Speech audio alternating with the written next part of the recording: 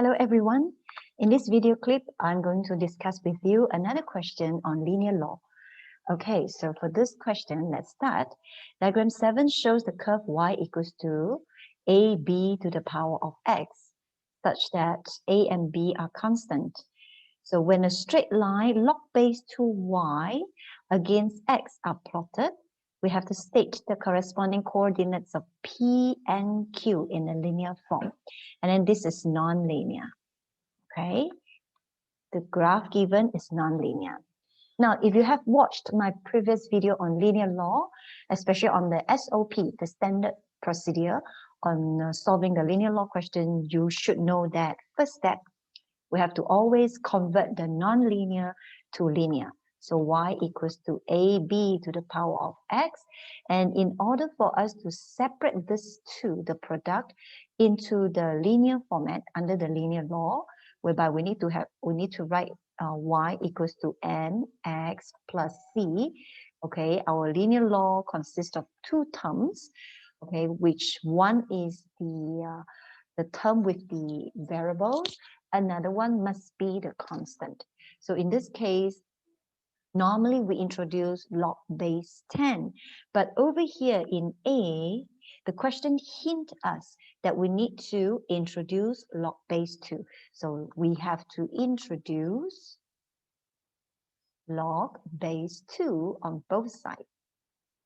Okay, so with that, we will have log base 2 of y equivalent to log base 2 of the product of ab to the power of x. And we apply the law of logarithm here. We will have log base 2 of a plus log base 2 of bx.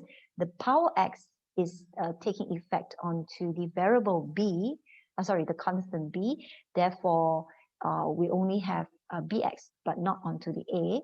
So we can bring down the power of x in front of the log base 2. So from here, second step, we identify our y equals to mx plus c.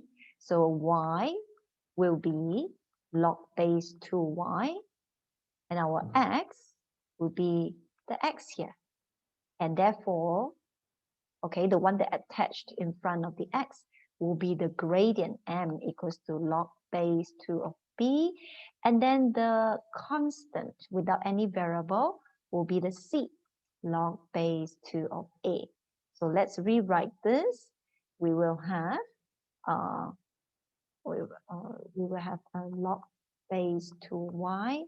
Actually, no need to rewrite, but I just rewrite it for you so that you can see where is our y equals to mx plus c. Okay, once we have done this, then we compare, okay, or we use this information in the next question. So it says we have to write we have to state the corresponding coordinates of P and Q. So the P and Q given is from the nonlinear graph. So P in the nonlinear graph is x and y. So when we need to change to the linear form, so let's put it down in the linear form, it has to be in using capital X and capital Y. So what is the transformation for our capital X? So compare, our capital X still remain as X. Therefore, it will be P is 1, 4, right? So the X is remain as 1. Okay, and let me write down here, P is 1, 4, which means our linear point, okay, for P will be the capital X, which is the small x, remain as 1. And then the capital Y is log base 2 of y. So it is log base 2 of the small y, which is 4. And then this one can be solved, okay, which is 1, comma, log base 2 of 4 is actually 2. Okay, how do I get that? Log base 2 of 4 is actually log base 2 to the power of 2. So isn't it we can bring down the power to the front, whereby log base 2 of 2 is 1. So this is how we get 2. And for Q, in the nonlinear form, the point is 3 and 32. Therefore, the point Q in the linear form will be capital X, which remain as the small x, 3.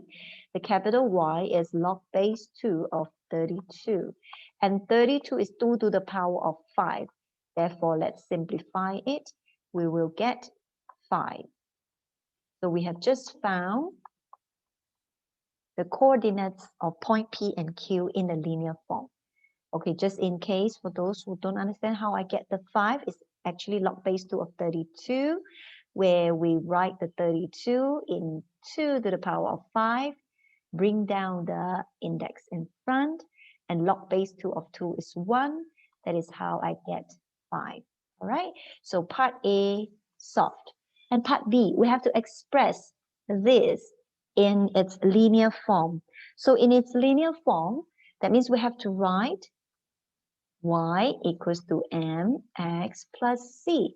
The m and the c must be found in terms of numerical value.